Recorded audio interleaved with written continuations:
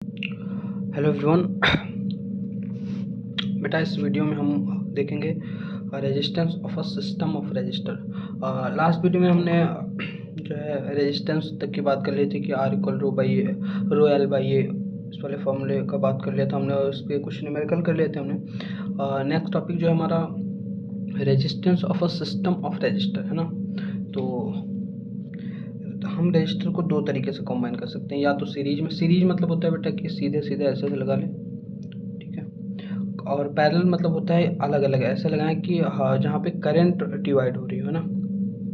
हम basically physics की language में क्या बोलेंगे कि जहाँ पे करंट सेम हो उसको सीरीज बोलेंगे, जहाँ पे करंट डिवाइड हो रही है। जैसे यहाँ से आई करंट आई, अब इधर आई नहीं जाएगी, इधर आई वन जाएगी, इधर आई टू जाएगी, है ना। तो ये दोनों पैरेलल में हो गए, ये पैरेलल में। लेकिन यहाँ से अगर आई करंट जाए तो इसके थ्रू भी आई ही जाएगी, इसके थ्रू, तो ये दोनों सीरीज में हो गए, है ना। इस तरीके से हम सीरीज और पैरेलल कॉम्बिनेशन को डिसाइड करते हैं। एक चीज़ आपको ध्यान रखनी है जो इसमें मतलब उसके जो मेन बेसिस है कि जो बेटा सीरीज में है, सीरीज में हमारे पास सीरीज में करंट हर जगह सेम रहती है ना। पोटेंशियल डिफरेंस अलग अलग हो सकता है ना, पोटेंशियल ड्रॉप जो है अलग अलग रजिस्टर में अलग अलग होगा, लेकिन जो सीरीज में करंट है वो हर जगह सेम रहेगी। दूसरी चीज़ हमारे पास क्या है, पैरेलल में क्या है, पैरेलल में हर जगह पोटेंशियल सेम, जैसे यहाँ पे भी पोटेंशियल तो यहाँ पे भी पोटेंशियल रहेगा। पैरेलल में पोटेंशियल सेम रहता है ना, करंट अलग अलग रहेगी, पोटेंशियल हर जगह सेम रहेगा, ठीक है। तो इन दोनों चीज़ का ध्यान रखना है। इसी प्रिंसिपल का यूज़ करके हम एक फॉर्मूला डिराइव करने वाले हैं, एक नहीं दो फॉर्मूला डिराइव करेंगे, है ना। पहला फॉर्मूला हम स्टार्ट करते हैं सीरीज के लिए। तो ध्यान से देखेंगे, पहले मैं सर्किट बना देता हूँ। एक ये R1 रजिस्टर है, ये R2 है, ये R3। हम तीन रजिस्टर कर सकते हैं, आप डॉट डॉट करके एन तक कर सकते हो, कोई दिक्कत नहीं। इसको हमने एक बैटरी से कनेक्ट कर दिया। बाकी और जो सर्किट की बहुत सारे ऑपरेटर्स होते हैं वो मैं नहीं लगा रहा हूँ, क्योंकि हमें रजिस्टर से मतलब है, हमें निकालना है इक्विवेलेंट रेजिस्टेंस, है ना। क्या निकालना है बेटा, इक्विवेलेंट रेजिस्टेंस। कि हमने तीन रेजिस्टेंस को सीरीज में लगाया हुआ है तो इसका इक्विवेलेंट रेजिस्टेंस कितना आएगा, ठीक है। और मान लो यहाँ से आई करंट निकल रही है, हमें पता है कि करंट हर जगह सेम होती है, लेकिन वोल्टेज ड्रॉप दोनों अलग अलग होता है। तो हमने मान लिया कि यहाँ से V वोल्टेज की बैटरी है और हाँ V वोल्टेज की बैटरी है, और यहाँ पे V1 का ड्रॉप हुआ, यहाँ पे V2 का ड्रॉप हुआ, यहाँ पे V3 का ड्रॉप हुआ है ना। तो अब चूंकि क्या है कि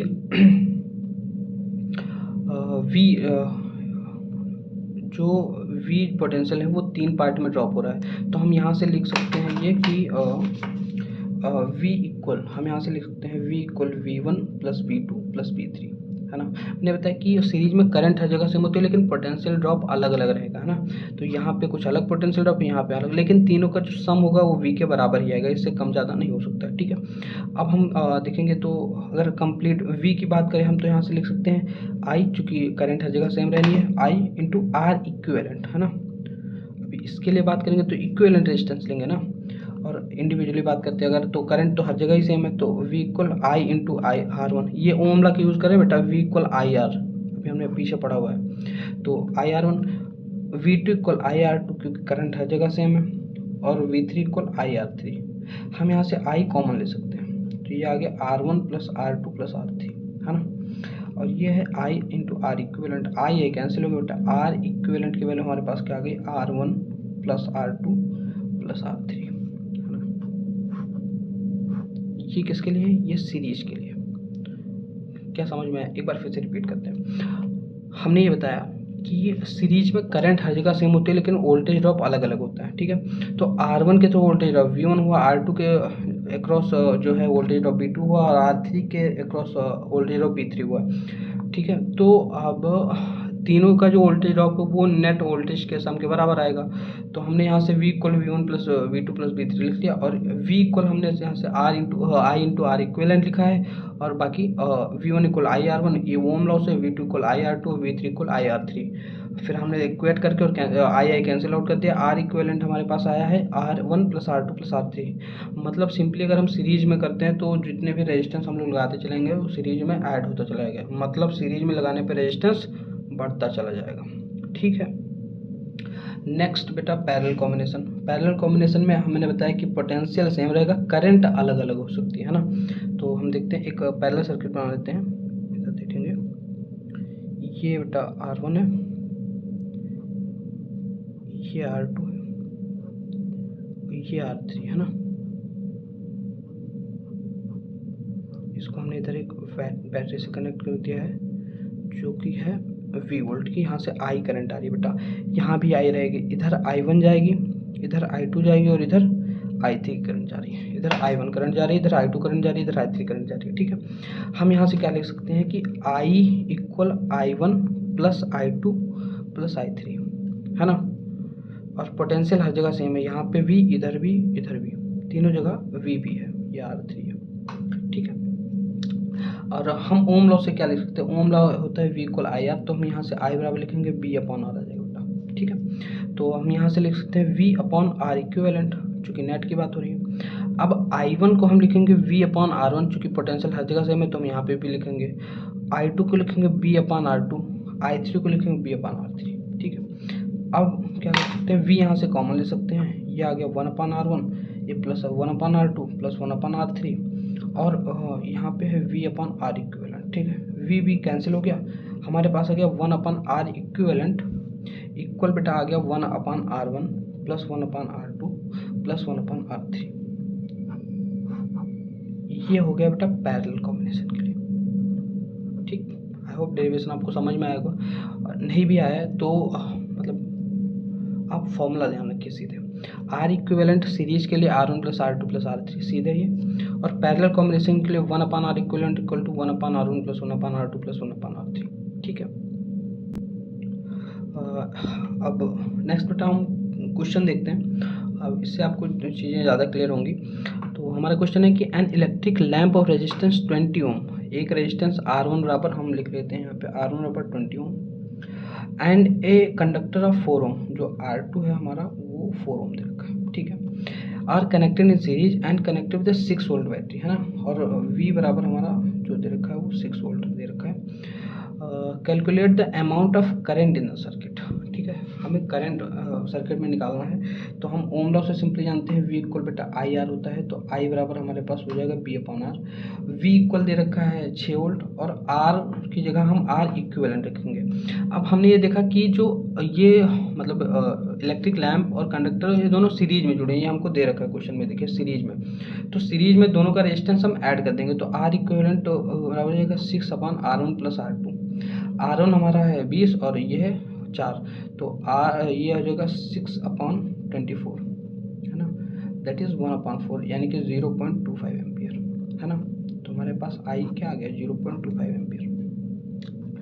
अब चूंकि सीरीज में चूंकि करंट सीरीज में करंट हर जगह सेम रहती है, तो लैंप में भी करंट 0.25 एम्पियर ही जाएगी, और उसमें कंडक्टर में भी 0.25 एम्पियर ही जाएगी। दूसरा क्वेश्चन क्या है, potential drop across the conductor.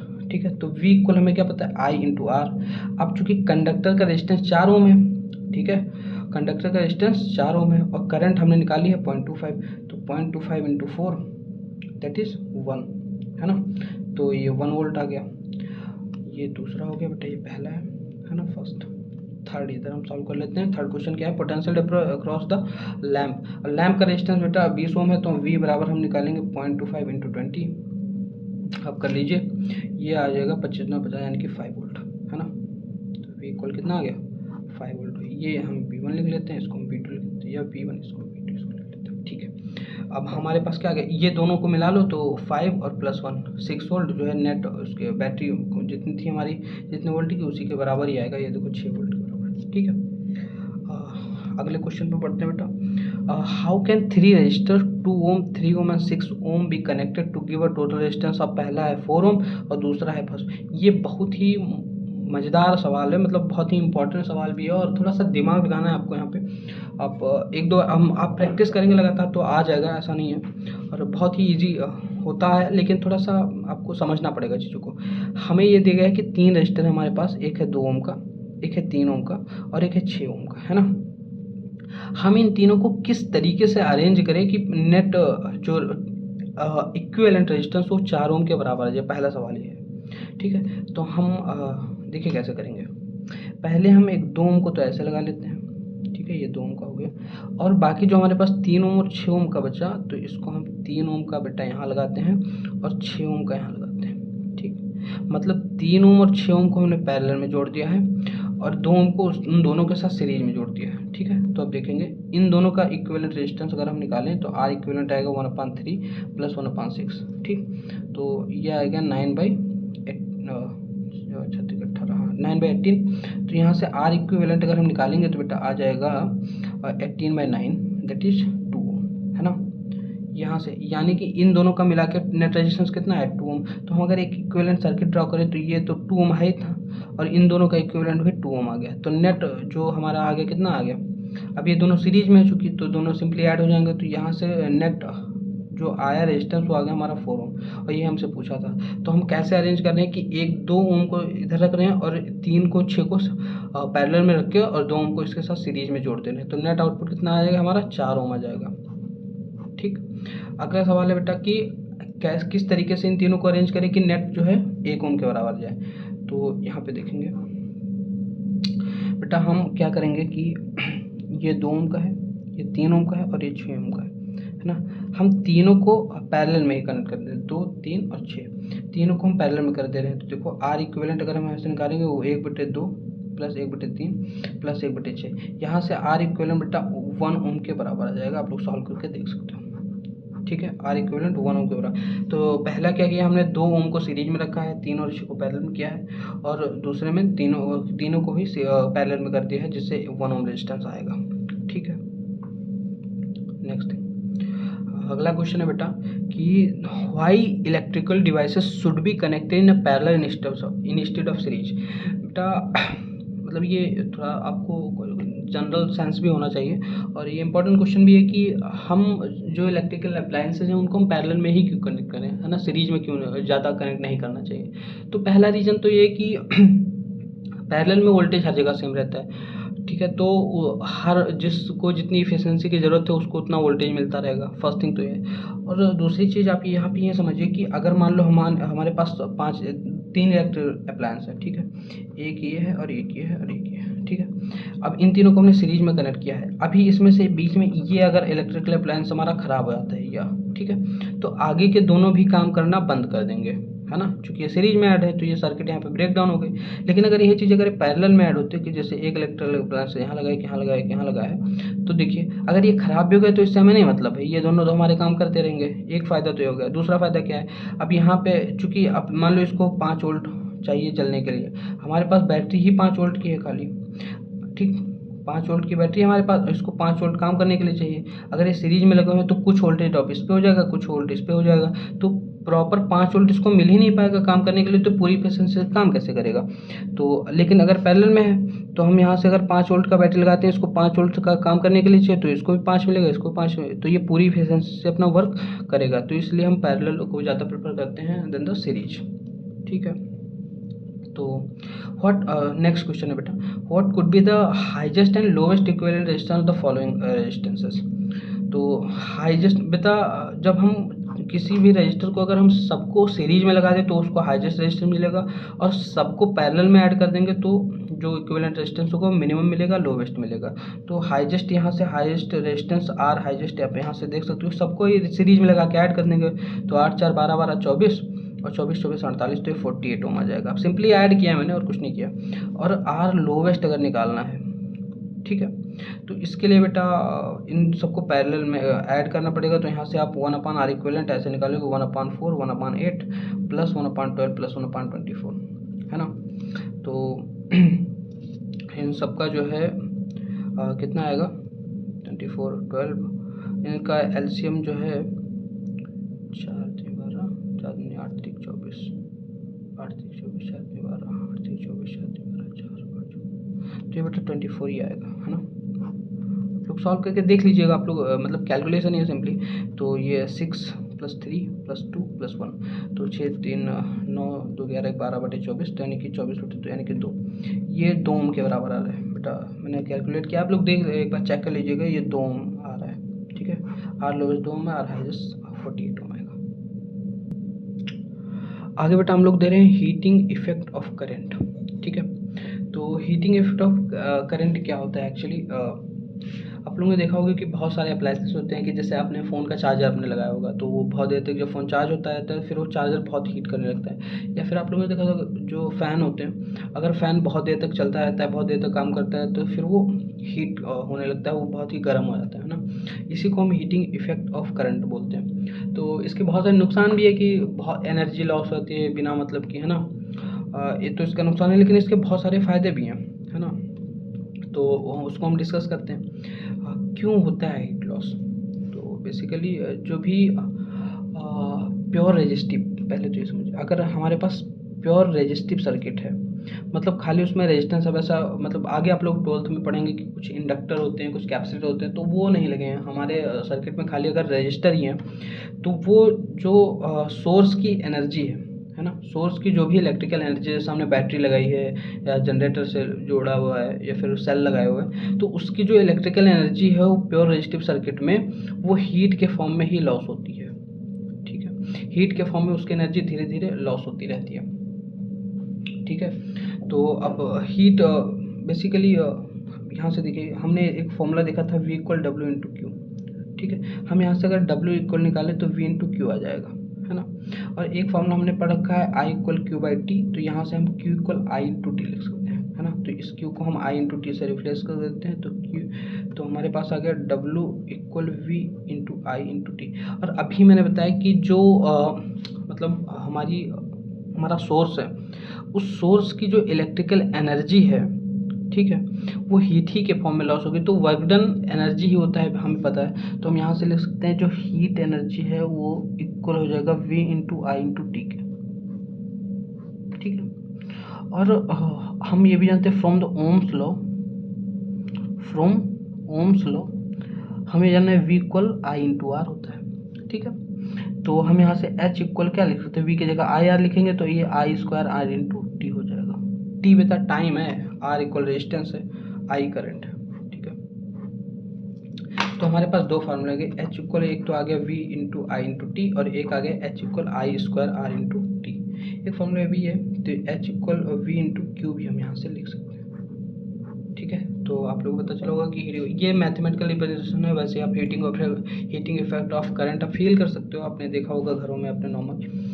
तो नेक्स्ट बेटा क्वेश्चन है हमारा कि an electrical iron consume energy at a rate of 840 वाट। बेटा इसकी पावर दे रही है ना। पावर क्या होता है कि heat loss per unit time is called power, है ना। ये बेसिकली हीट लॉस ही होता है, यूनिट टाइम में कितना हीट लॉस हुआ उसको पावर बोलते हैं। तो वोल्टेज इतना दे रखा है, देन फाइंड द करंट। तो देखो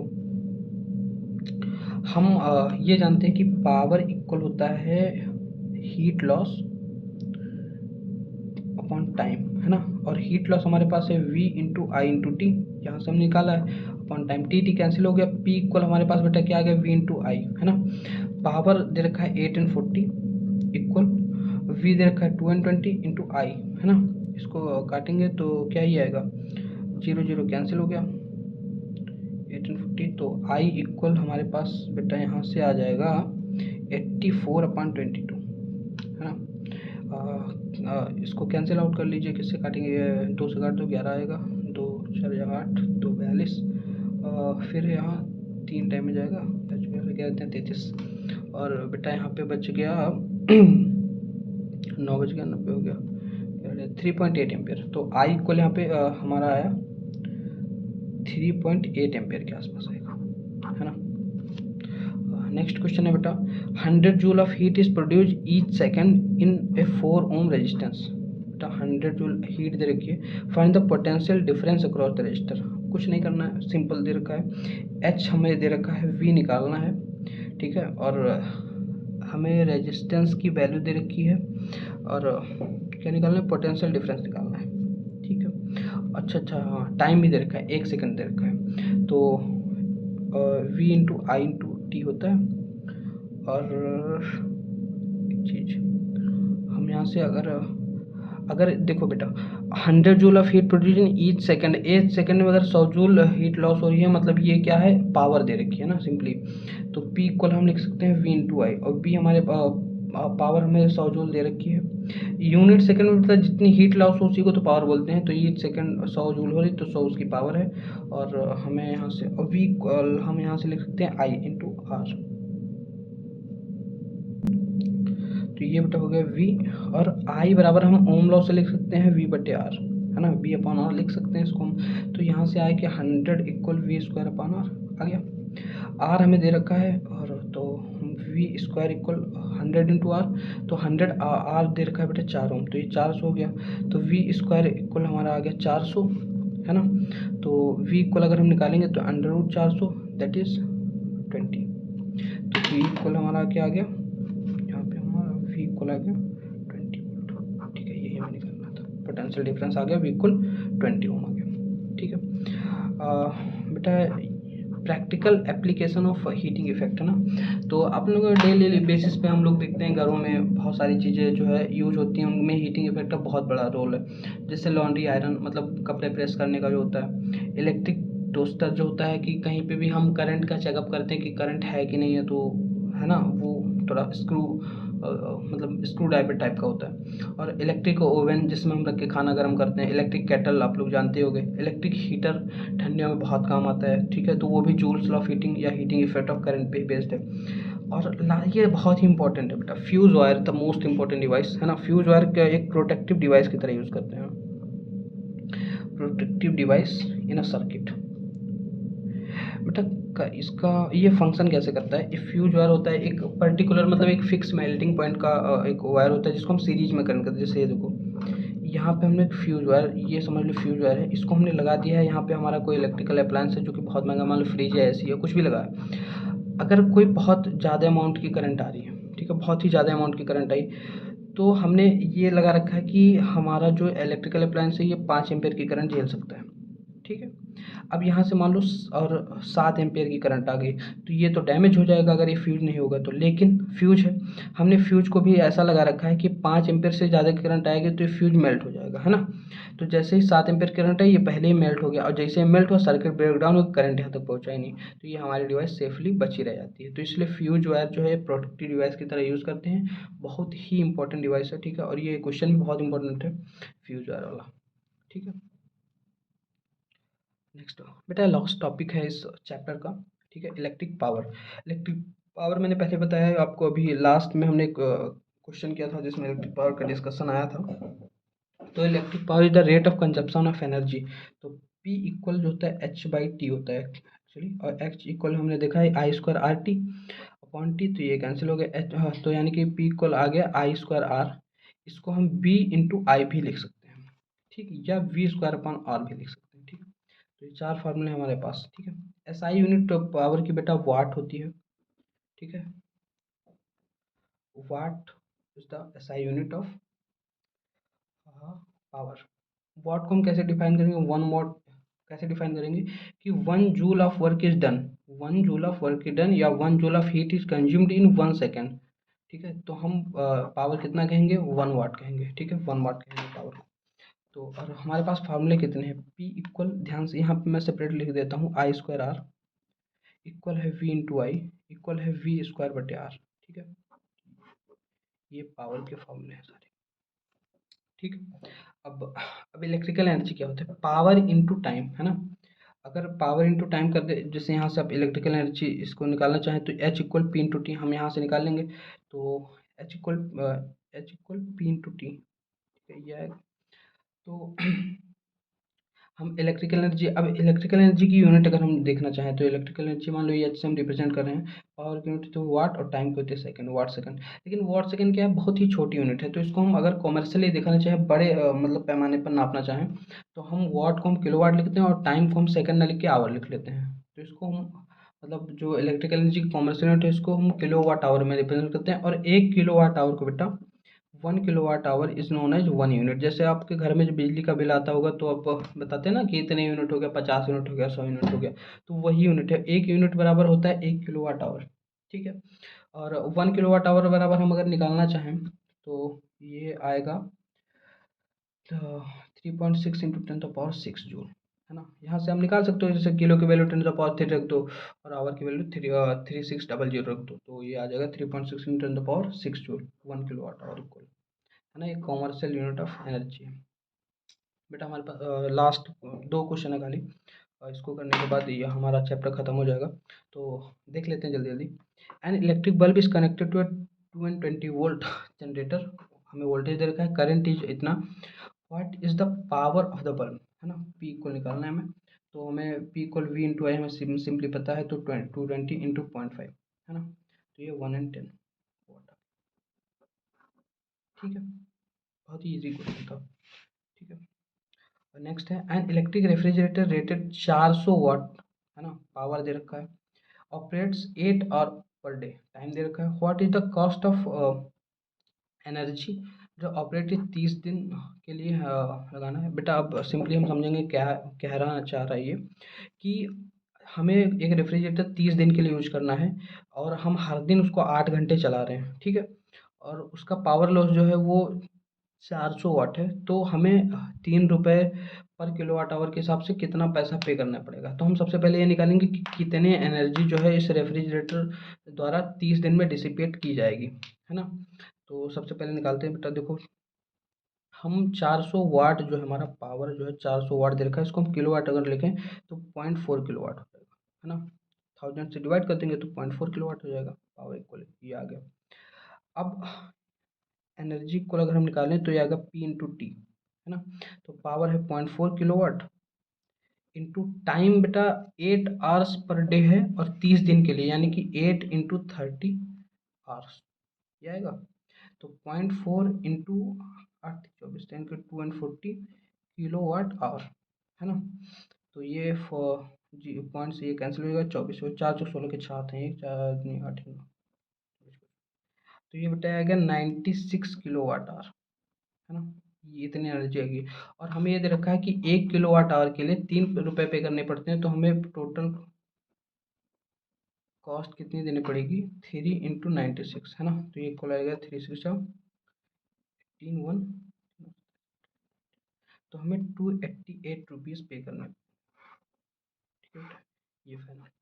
सो थैंक यू बेटा, और ये हमारा लास्ट क्वेश्चन था, तो ये चैप्टर हमारा ख़त्म हो गया। ठीक है, मिलते हैं नेक्स्ट वीडियो में किसी नए चैप्टर के साथ। Thank you.